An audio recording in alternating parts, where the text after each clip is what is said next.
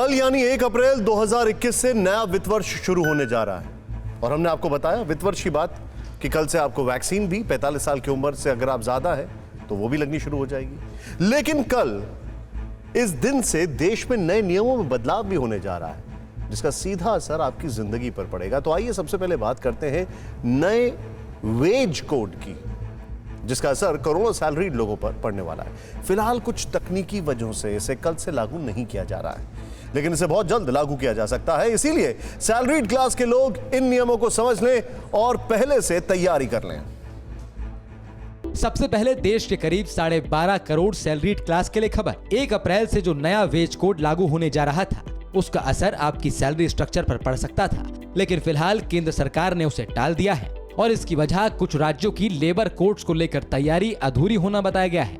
अब जानिए कि अगर इसे टाला नहीं जाता तो आपकी सैलरी पर क्या असर पड़ता।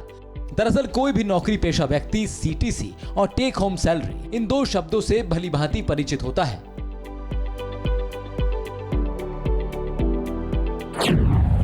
सीटीसी का मतलब होता है कॉस्ट टू कंपनी, यानी आपकी कुल सैलरी जिसमें आपकी बेसिक सैलरी तो होती ही है, इसके अलावा house allowance, medical allowance, travel allowance, food allowance और इंसेंटिव भी होता है।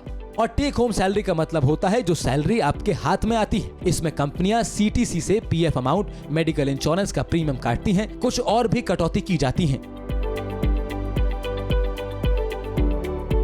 अब सवाल उठता है कि जिस बदलाव को टाल दिया गया है अगर वो 1 अप्रैल से लागू हो जाता तो आपकी सैलरी कितनी कम हो जाती।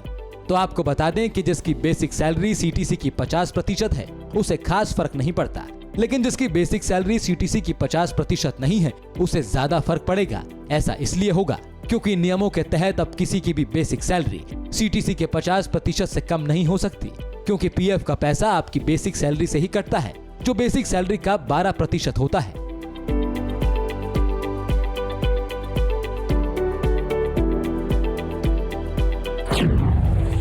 अब इसे ऐसे समझिए, अगर किसी व्यक्ति की सैलरी 20,000 रुपये है तो अब बेसिक सैलरी इसका आधा यानी 10,000 रुपये होगी। बेसिक सैलरी पर 12% यानी कि 1,200 रुपये पीएफ कटेगा।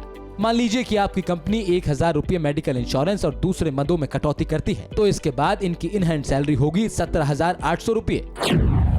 इसी तरह अगर किसी की सैलरी 1 लाख रुपये है तो इनकी बेसिक सैलरी 50,000 रुपये होगी। बेसिक सैलरी पर पीएफ 6,000 कटेगा और मान लीजिए कि मेडिकल इंश्योरेंस प्रीमियम और दूसरे मदों में इनकी सैलरी से भी हर महीने 1,000 की कटौती होती है तो इसके बाद इनकी टेक होम यानी इन हैंड सैलरी होगी 93,000 रुपये।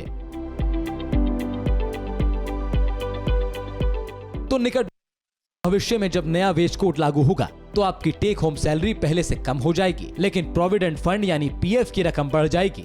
इसका सीधा अर्थ ये था कि सरकार आपकी सेविंग्स को बेहतर बनाने की कोशिश में है। सरकार ने फोर्स्ड प्लानिंग जिसको हम कहते हैं कि मजबूर किया है लोगों को कि आपको प्लानिंग करना पड़ेगा अपने रिटायरमेंट के लिए। तो मुझे लगता है कि अच्छा कदम है क्योंकि लोग फिर बुढ़ापे में जो परेशानी आती है उनसे बच पाएंगे। सबसे बड़ा रुपया। अब आपको 1 अप्रैल यानी कल से होने वाले कुछ और अहम बदलाव के बारे में बताते हैं। नए वित्त वर्ष में हर साल पीएफ में 5 लाख रुपए तक निवेश करने पर ब्याज की आय पर टैक्स नहीं लगेगा। मतलब अगर कर्मचारी इससे ज्यादा पीएफ में निवेश करता है तो ब्याज से होने वाली आय पर टैक्स लगेगा। आयकर रिटर्न दाखिल करने की प्रक्रिया सरल बनाने के लिए व्यक्तिगत करदाता को पहले से भरा हुआ आईटीआर फॉर्म दिया जाएगा। आईटीआर फाइल न करने पर अब दुगना टीडीएस लगेगा। नए वित्त वर्ष में शेयर ट्रेडिंग, म्यूचुअल फंड, लेन देन, डिविडेंड इनकम और पोस्ट ऑफिस डिपॉजिट यानी एनबीएफसी डिपॉजिट की जानकारी आईटीआर में देनी होगी। ये जानकारी फॉर्म 26AS में भी दिखेगी। इसके अलावा सभी नई कारों में ड्राइवर के बगल वाली सीट के लिए भी एयरबैग लगाना अनिवार्य है।